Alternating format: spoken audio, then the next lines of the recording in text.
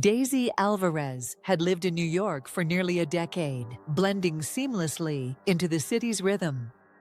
To the outside world, she was an ordinary 24-year-old working behind the counter at Kibbutz Jewish Deli in Brooklyn.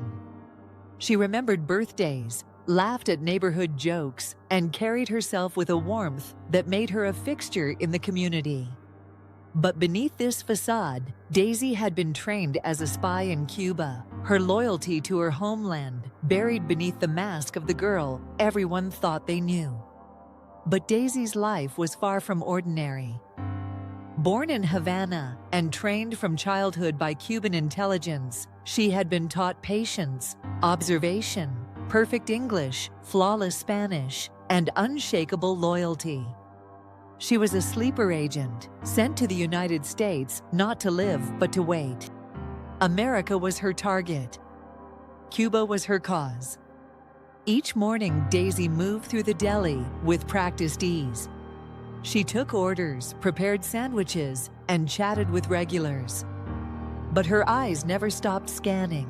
A reflection in the window, a stranger lingering too long, a subtle shift in a passerby's gait. Everything mattered. Across the East River, Special Agent Josh Monaretz of the FBI reviewed a wiretap on a low-level arms dealer when a garbled phrase caught his attention. La chica de la Deli, Kibbutz, en la calle de Lancy, es bella. Most of his colleagues dismissed it. But Josh, a second-generation Cuban-American with a history of chasing ghosts, couldn't let it go.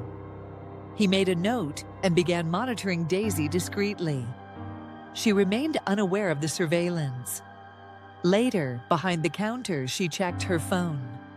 A Facebook page called Que Bonito es lo Bonito displayed a new post, a photo of a Havana street at dawn with the caption, El camino se abre.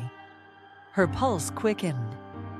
A signal from Havana, coded but unmistakable. She smiled faintly, masking the excitement before returning to serve a customer. As she walked home through the streets of Brooklyn, Daisy moved with grace.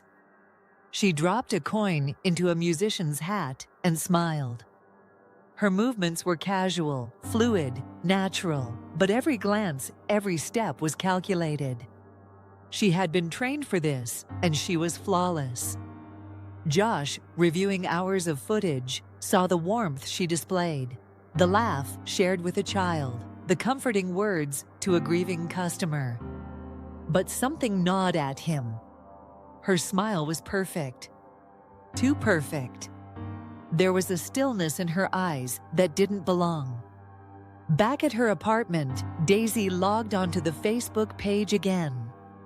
A new post appeared, a small Cuban flag overlaid on a street map.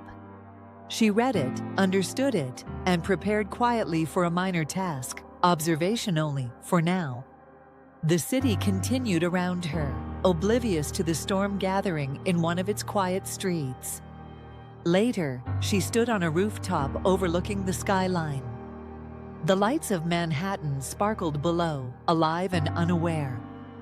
Daisy's expression was calm, almost serene. Her loyalty to her cause was absolute. But as she watched the city, she had come to know its rhythms, its people, its imperfections. Something flickered behind her eyes.